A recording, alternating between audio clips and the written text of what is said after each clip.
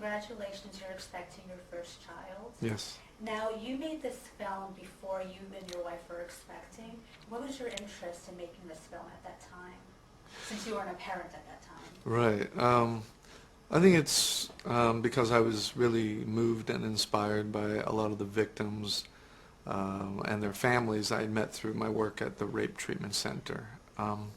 Been part of this organization 14 years, and I've met countless child victims and their families, and befriended some folks, some agents in the FBI, and the counselors that help work with the kids and their families. So I was just really motivated to tell their story, especially through the lens of a father-daughter relationship. You're an actor, you could have easily played the role of the father.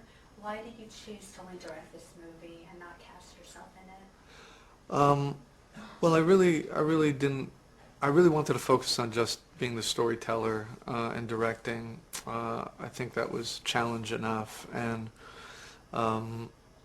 frankly, I wanted an actor more like Clive Owen, who has this. In addition to being an incredibly gifted actor, he has a persona of being the guy who gets the guy, you know, and that was really important for this film, because that's not what happens. I wanted it to be kind of a mislead for the audience where, well, surely that father's going to hunt this guy down and kill him.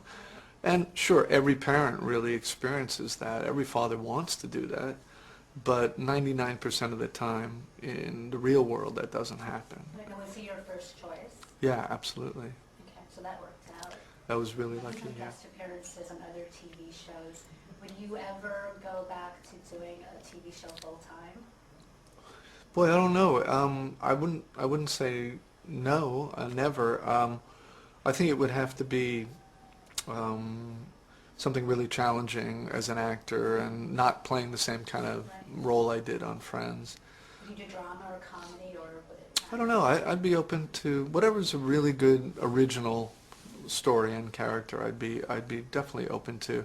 It's also different because I do love directing, and a series commitment is quite a substantial commitment. It's a minimum now of 6 or 7 years. So I'd want to make sure that I could do the other things I love to do, and also be present as a new parent. You know, so. Singing and acting. Would you ever write a script? Yes, definitely. I've tried my hand in that, and I'm developing a few things actually right now. So yeah. So what are you working on next? Well, a few things that I've optioned and I'm developing, but I don't want to divulge what they are. And I'm really, you know, some kind of classic American novels that I'm adapting for the screen. Okay, So well, good luck with that. thank you very much. Thanks. Since you have 2 young girls, did that influence your decision to make this film? I'm sure it did, yeah. I'm sure that's why the script resonated with me. You know, my kids are of an age now where it's all about, you know, the internet and relating on the internet, and so the script really resonated with me. I found it very moving. And when I met David and realized it was based on very sound research, because he's, you know, very attached to this rape foundation, and a lot of the stuff in the film comes from personal experiences. Even the emotional fallout after the incident is based on, you know, many people who have behaved in this way post something like this, and it kind of made sense, because I don't think I'd have done the film if it was just somebody's good idea for a movie, you know, a thriller about this. I wouldn't have been, but there was something that felt very grounded emotionally that, you know.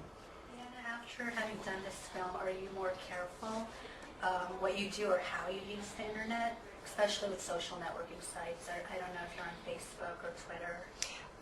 Well, before this film, I didn't know much about it, and neither did my family. And that's the whole point of the film, is to definitely make people more aware. And I'm definitely more cautious, and I actually talk more to my friends about it as well, just because they don't know much about it either. And yeah, definitely more Parents cautious. become more overprotective, or have you become more of an overprotective parent in how your kids use the internet? It's certainly, yeah, there's no question that getting involved in the film and exploring the issues makes you that little, you know, more aware, and hopefully it will when people see the film as well.